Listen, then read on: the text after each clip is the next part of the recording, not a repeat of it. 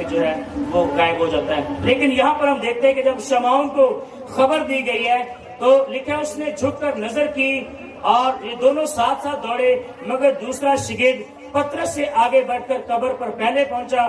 اس نے جھک کر نظر کی اور سوتی کپڑا پڑا ہوا دیکھا مگر اندر نہ گیا.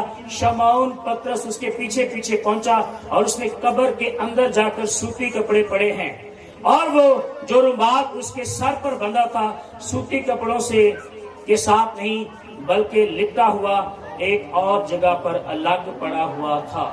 یہاں پر ماجرا کیا ہوا ہے؟ یہ دو شاگرد دوڑتے دوڑتے ہوئے گئے ہیں اور یہ کفن تھا. میں ایک مثال دے دیتا ہوں. یہ کفن تھا اور آپ جانتے ہیں کہ جہاں پر بھی اب بھی ہمارے جو کوئی مرتا ہے تو اس کے سر کے اوپر ایک کیا باندھا جاتا ہے؟ کپڑا باندھا جاتا ہے، رومال ایک باندھا جاتا ہے سر کے اوپر والی سائڈ پر. اور یہاں پر ایسے ہی کفن جو تھا وہ ایسے پڑا ہوا تھا، بکھرا ہوا. لیکن کلام مقدس کے اندر لکھا ہوا ہے کہ وہاں پر جو یسوع مسیح کے سر کے اوپر ایک رومال بندھا ہوا تھا نا، وہ ایسے ایک کونے کے اوپر ایسے تہ لگا کے رکھا ہوا تھا، ایسے تہ لگا کے رکھا ہوا تھا. ذرا غور سے دوبارہ سنیں. اور وہ رومال جو اس کے سر پر بندھا ہوا تھا سوتی کپڑوں کے ساتھ نہیں بلکہ لپٹا ہوا ایک الگ جگہ پڑا ہے. اس پر دوسرے شاگرد بھی جو پہلے قبر پر آیا تھا اندر گیا اور اس نے دیکھ کر یقین کیا، کیونکہ آپ وہ اس نوشتے کو نہ جانتے تھے جس کے مطابق اس کا مردوں میں سے جی اٹھنا ضرور تھا. بس یہ شاگرد اپنے گھر کو واپس گئے. یہ رومال کون رکھ کر گیا؟ کیا آپ نے کبھی سوچا؟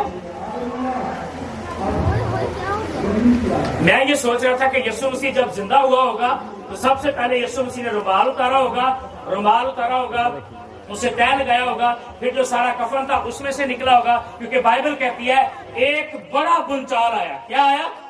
بڑا بنچال آیا، زلزلہ آیا. تو تمہیں پتا جب زلزلہ آئے تو پھر بلڈنگاں ہل جاتی ہیں جی. اور یاد رکھیں کہ بڑا بنچال آیا ہو اور یسوع مسیح جو کہتا ہے زمین کا کل اختیار اور آسمان کا اختیار یسوع کہتا ہے میرے پاس ہے. آمین. تو کیا زمین یا کوئی قبر میرے اور آپ کے مسیح کو کفن کے اندر یا قبر کے اندر یا زمین کے نیچے کیا کوئی قید کر سکتی ہے؟ ہاں جی، نہیں کر سکتی ہے. اور بائبل کہتی ہے وہاں پر کفن جو تھا ایسے پڑا ہوا ہے لیکن ایک رومال جو تھا وہ تہ لگ کے ایسے ہی بڑے اچھے طریقے کے ساتھ اسے رکھا ہوا تھا. تو یہ رومال کا کیا سین تھا میں آپ کو بتانا چاہتا ہوں. یہودی روایات کے مطابق جب کوئی مالک جو تھا کسی کے گھر میں ٹیبل کے اوپر کھانا کھاتا تھا تو وہاں پر آج بھی کبھی آپ کسی بڑے ہوٹل میں جائیں تو آپ کو ایک رومال دیا جائے گا جو ایسے کھول کر ایسے کپڑوں کے اوپر رکھا جاتا ہے یا پھر ایسے کر کے وہ کھانا کھاتے ہیں اور بعد میں کیا کرتے ہیں اس سے منہ صاف کرتے ہیں اور اسے پھر پھینک کر چلے جاتے ہیں، یا ٹیشو ہو یا پھر کوئی رومال ہو. لیکن یہودی روایت کے مطابق کیا تھا کہ یہ رومال جو تھا اگر فرض کریں یہودی جب کھانا کھاتے تھے، جب وہ کھانا کھا رہے ہوتے تھے، اگر کھانے کے درمیان اگر انہیں کوئی کال آ جاتی تو وہ رومال اگر ایسے ہی پڑا رہتا تو ان کا نوکر سمجھتا تھا کہ میرے مالک نے ابھی کھانا نہیں کھایا، یہ دوبارہ واپس آئے گا. اور شاگرد اس بات کو جانتے تھے. پترس کے گھر میں بڑی بڑی ضیافتیں ہوتی تھی، یسوع اس کے گھر میں کھانا کھانے گیا تھا اور جب انہوں نے یہ رومال دیکھا جو اس تہ لگا کے پڑا ہوا تھا تو انہیں یقین آ گیا کہ یسوع مسیح زندہ ہو گیا، کیونکہ یہ رومال اس بات کی تصدیق تھی کہ میرا مالک دوبارہ پھر واپس آئے گا. آمین. اور وہ یہودی اس بات کو سمجھتے تھے جب انہوں نے اے رومال دیکھا ہے نا انہوں نے تسلی ہوگی کہ اے رومال اندر کوئی بھی تہ نہیں لا کے رکھ سکتا، کوئی انسان نہیں رکھ سکتا، یہ میرے اور آپ کے یسوع کا کام تھا کہ اس نے اس رومال کو رکھ کر تاکہ پترس جب آ کر دیکھے گا تو پترس انڈرسٹینڈ کرتا تھا اس رومال کی سٹوری کو. وہ یہودی تھا اور وہ سمجھتا تھا کہ یہ رومال کس بات کی نمائندگی کر رہا ہے. اور کلام میں لکھا ہے جب وہ اندر گئے اور دوسرے شاگرد، اور اس لیے دوسرے شاگرد دیکھ کر یقین کیا. کیا کیا؟ یقین کیا، کیونکہ وہ اب تک اس رشتے کو نہ جانتے تھے جس کے مطابق اس کا مردوں میں سے جی اٹھنا ضرور تھا. اور لکھا ہے وہ اپنے گھر گئے. کس کو دیکھ کر؟ کبھی کبھی ایسی چیزاں معجزات نشانات کے یقین کرتے ہیں. اور یسو کی سادہ جی گل پہ یقین نہیں کرتے.